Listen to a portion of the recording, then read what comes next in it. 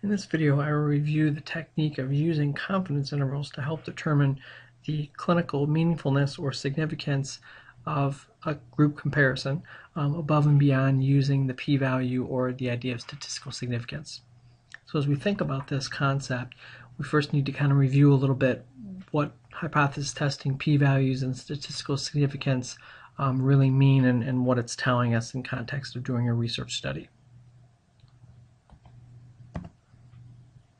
So when we do hypothesis testing and we're trying to compare groups after they've been exposed to a treatment, the basis of this testing is the null hypothesis. In other words, we're saying that any change that occurs will be so small that the true effect of the treatment would be zero. So we're saying that no matter what happens in the sample, what would happen in the population would be there would be no effect. So that's the null hypothesis. In other words, the treatment will not create any effect. So when we do research and we do apply a treatment to a sample, and if the observed effect in that sample is unlikely to occur under this assumption of the null hypothesis, in other words, the change is so large, it produces a test statistic score that is so large that it cannot be due to chance, and so the treatment is actually creating change in the sample, we would reject this idea of the null hypothesis. And so unlikely is related to this p-value, so the smaller the p-value, the less likely it is that this effect is due to chance, and the more likely it's a true effect, but it's not equal to the p-value, it's related to the p-value. And so when a p-value of less than 0.05 is produced relative to a test statistic, we're saying this is unlikely enough to reject the null hypothesis, is that the effect of the treatment is not zero or null. There is actually an effect that's systematic and it's creating some change. And so we typically would say then the effect is statistically significant at a certain p-value. In most cases it's the 0.05 level. And then we will also say then that this provides evidence that there is a real or true effect, so that any change that's occurring in the sample is not due to chance, it's likely due to the treatment. Now when the p-value is greater than 0.05, we're saying there is not enough evidence to reject the null, and any change we're seeing in the treatment group could be due to chance or due to some other kind of effect. And so we would say that the effect is statistically non-significant, and some people would say also that there is no effect. But probably the more proper way to state this would be to say that there is an unclear effect, because typically samples are going to change in some way. It may not be statistically significant, but they have changed in some way, but that the effect that's creating that change is not clear. So when we use the p-value to make decisions about the usefulness of research, we're basing that decision on statistical significance, and it might not truly represent what would actually happen in the population. So we might see a statistically significant change in a sample, but that doesn't necessarily mean that we would see that same change and to the same degree in other samples from that same population. So in order to kind of get a better idea of what the research is really telling us about the population, which is what, again, we're interested in inferring, is we need to go a little bit deeper than the p-value and think a little bit about clinical significance. So having statistical significance alone does not guarantee that the effect we're seeing is a true effect, and that effect can be inferred back to the population. In other words, if it appears to be a strong effect in the sample, that doesn't necessarily mean there will be a strong effect in the population. So what we can do is we can use confidence intervals of the means that are produced as part of developing group means. That can help give us an indication of the true likely effect in the population. So it can give us an idea of, okay, this is what our sample produced, but what is the range of possibilities that we might see in the population above and beyond just the sample that we've collected. And so this allows us to determine the usefulness of the treatment beyond just looking at the p-value. Yes, the p-value gives us some idea if in the sample there appears to be a very strong effect, That's most likely not due to chance, but the confidence intervals give us an idea of what that range of effect might actually be. And so we get a better handle on what this treatment might do in other samples coming from the same population above and beyond what we're seeing just in our individual sample. And so the range of confidence intervals relative to this null hypothesis then allows us to determine if the effect of the treatment in the population might be harmful or trivial or beneficial. Remember, in our sample we might show that it's very beneficial, but the confidence intervals would give us an idea if in the population that effect might not only be beneficial in some samples, but it might actually be trivial or perhaps even harmful in other samples. And so that will give us an idea of the usefulness then of the research. So if a treatment is showing beneficial effects in some groups, trivial effects in other groups, and then harmful effects in still other groups, that's going to give us an idea that maybe this treatment wouldn't be appropriate for many situations. If we've got situations where the treatment appears to be beneficial in the sample, and the confidence intervals tell us it will be always beneficial in any sample from the same population, then that gives a little bit more credence to the research and would probably allow us to say this would be a beneficial treatment, we should use this treatment. Now, how we determine clinical significance via the confidence intervals is, again, the confidence intervals give us a range within which the true population value is likely to fall. So if we calculate a mean for a group after it's been exposed to a treatment, and then we calculate the 95% confidence intervals, that gives us an idea of the range of potential responses that could occur in the population. And so if we think about the null hypothesis being 0 here in the center of this little graph, and the effect of the treatment could have either a positive effect, it could move in the direction that we want it if we're trying to improve some sort of level of performance like range of motion or strength or function. We want our treatment typically to move in a positive direction. In other words, the effect is positive. It could also have a negative effect. And so part of what the confidence intervals will help us determine is what direction the effect is. Is it all positive? Can it sometimes cross over into negative? And to what degree does it cross over to positive or negative? And so the observed value then is, so the null hypothesis is what we presume is there's no effect, and so that becomes kind of the anchor point, that 0 point. And then if we subject a sample to a treatment, then the observed value is what we're going to see in our sample. And so that's going to be placed somewhere relative to this null hypothesis. So the observed value would be the mean of a treatment, mean score of a treatment group. And it's helpful to think about this as far as the direction of effect as being perhaps a change score or percent change or some level of change. And the change can either be positive, in other words, there will be positive change, there could be negative change.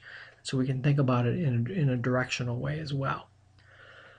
So our sample mean is then our observed value that we've collected. Now, we're going to look at the distance of the observed value from the null hypothesis as well as the position of the observed value relative to the null hypothesis. So here's the mean of our treatment group, the observed value. Now, we will have a distribution of scores within that treatment group. So we'll have a mean score for our treatment group, but then there's going to be obviously a distribution of scores within that sample group. And so what we then need to figure out is the distribution of the true value given the observed value. And how we figure out what that distribution of the true value is we can use our confidence intervals. So we're going to have a lower likely limit, which is the lower range of our 95% confidence intervals, and then we'll have an upper likely limit, which is the upper range of our 95% confidence intervals. So again, this middle value is the mean of our sample after they've been subjected to the treatment. This lower limit is the lower range of the 95% confidence intervals. and this upper likely limit is the upper range of the 95% confidence intervals.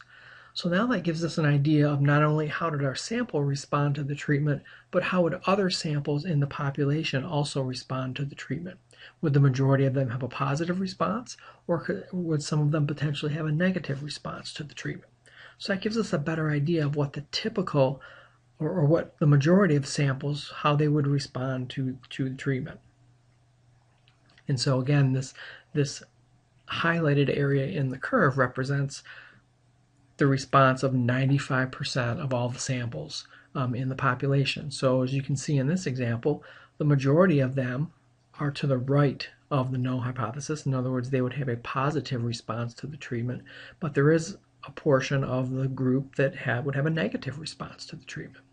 And so it's kind of up to us to figure out, what does this tell us about the true effect of the treatment in the population? And so another way to visualize this is if we again have our null hypothesis here in the center. Okay, and here's the potential negative effects and potential positive effects, and then we place our mean and our confidence interval ranges on that line. So the mean of the sample will be somewhere here. Here's the lower range of the confidence intervals, and here's the upper range of the confidence intervals. So that gives us a better picture of what how the majority of people will respond. So again, a good proportion of them will respond positively to the treatment, some having a very large positive response, some having a moderate positive response, and some having a minimal positive response, and then another proportion of potential samples actually having a negative response. And so that's how we can visualize what the confidence intervals are telling us about the majority of samples, how they would respond relative to that null hypothesis.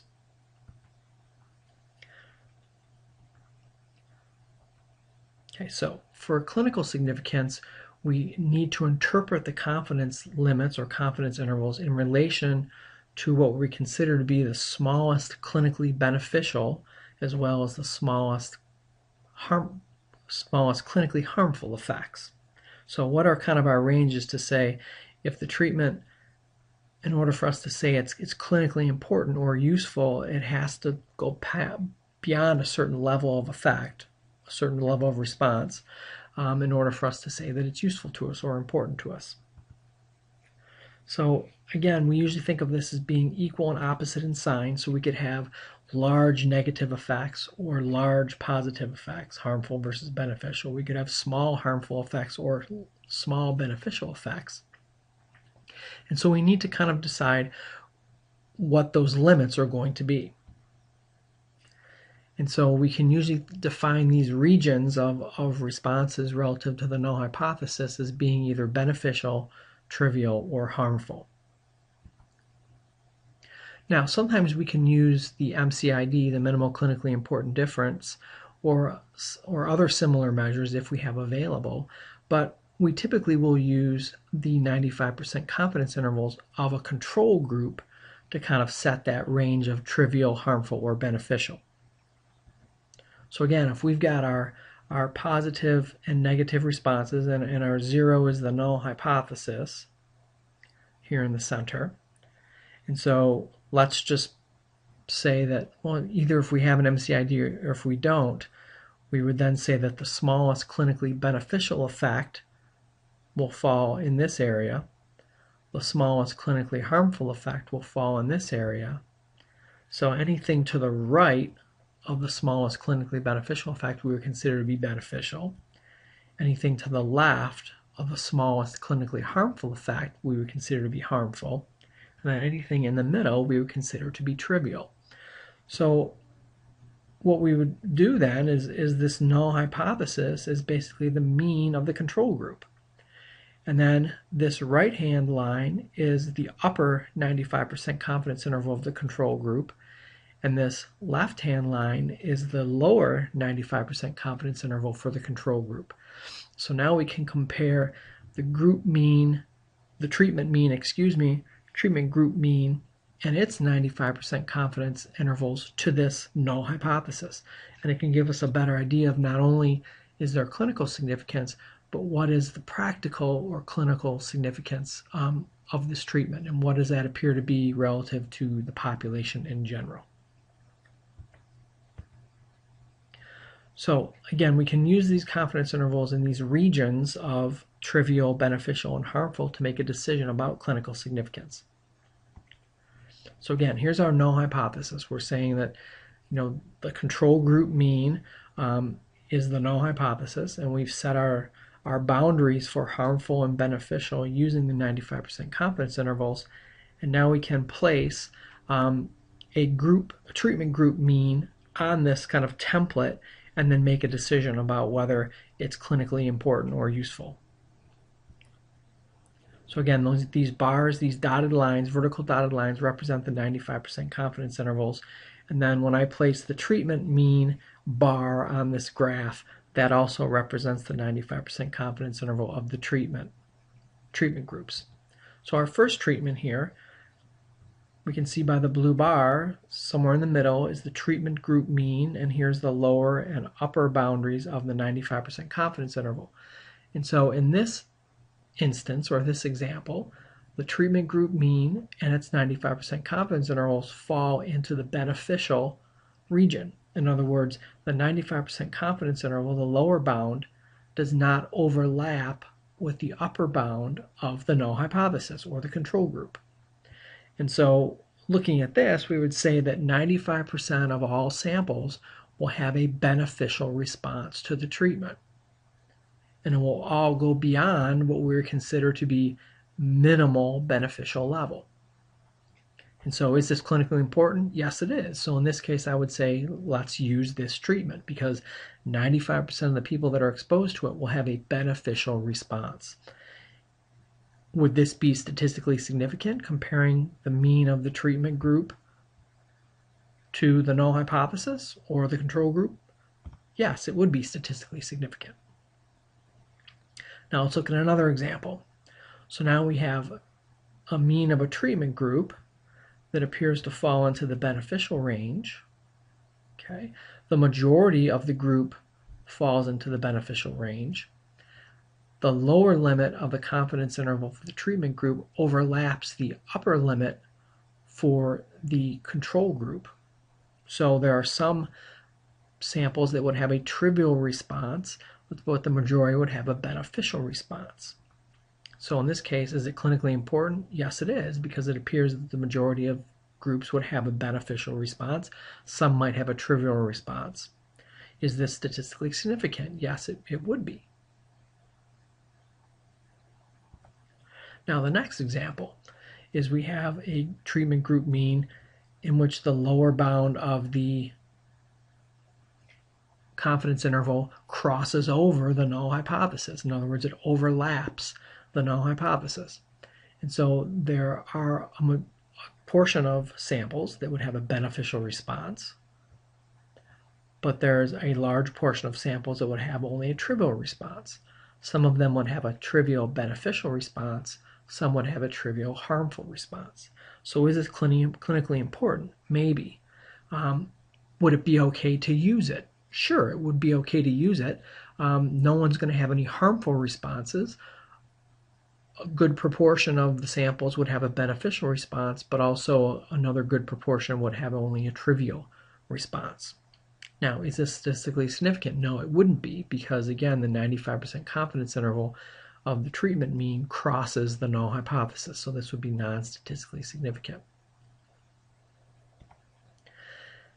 Now, this next case, we've got a treatment group mean whose mean and confidence interval falls within the 95% confidence interval of the null hypothesis. So is this clinically important? It is, because it's telling us don't use this treatment, because no one's going to have a beneficial response. Every response we're going to get is so small it's considered to be trivial. Is this statistically significant?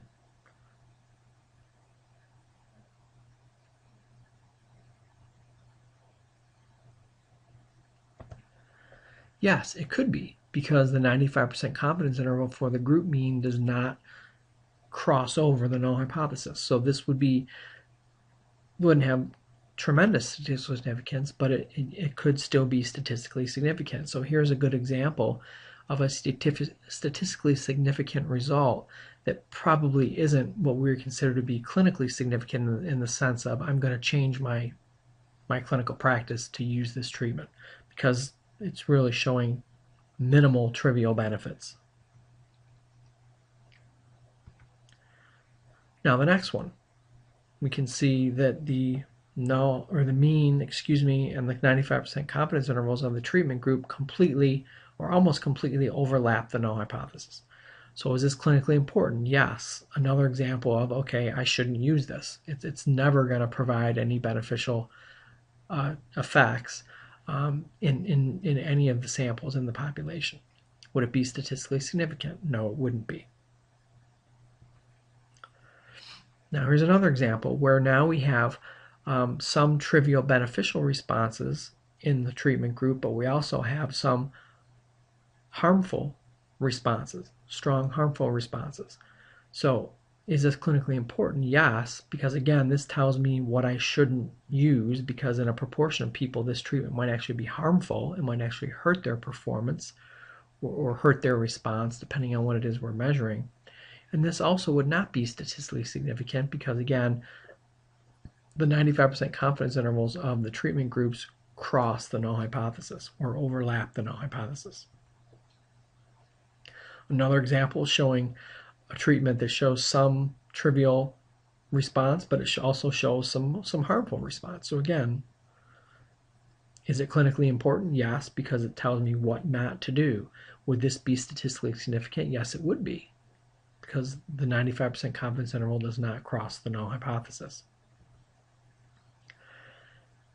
And again, now we can see a treatment that is showing it to be consistently harmful. In 95% of all of the samples, they're going to have a harmful response, a negative response to the treatment. And so is this clinically important? Yes, it is. I definitely do not want to use this because it's going to be harmful to just about anybody that is exposed to it. Would this be statistically significant? Yes, it would be. And then lastly, we have this situation where we have a small proportion of subjects that might benefit from the treatment, a small proportion of subjects that might actually be harmed by the treatment, and then a large proportion of subjects that have just a trivial response to the treatment.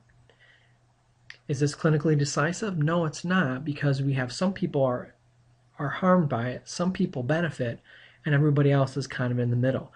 This would not be statistically significant because, again, the 95% confidence intervals cross the null hypothesis.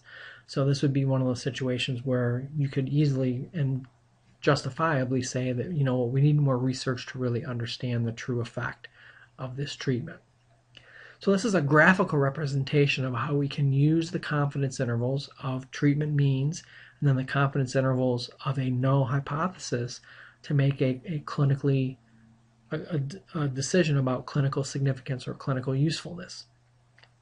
So let's look at an example in an SPSS output. And so again, here's this idea of why statistical significance can be misleading.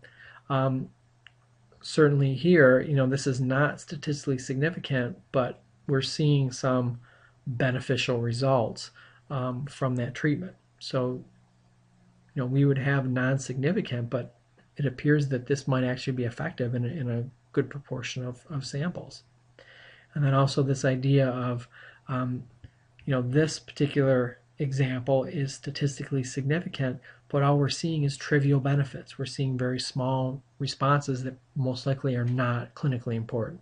So this is two good examples of why statistical significance or the lack of could be misleading when we think about what's actually happening clinically and what actually might be happening in the population. So let's look at an SPSS example here. So here's an example of some descriptive information. So we've got, this was a one-way ANOVA that was done on 3 groups. The score is represented by percent change. So the control group showed a mean positive percent change of 0.347 with a confidence interval of -0.3 and 1, basically. And then we have treatment group number 1. Here's their group mean. Here's the range of confidence intervals for that particular group.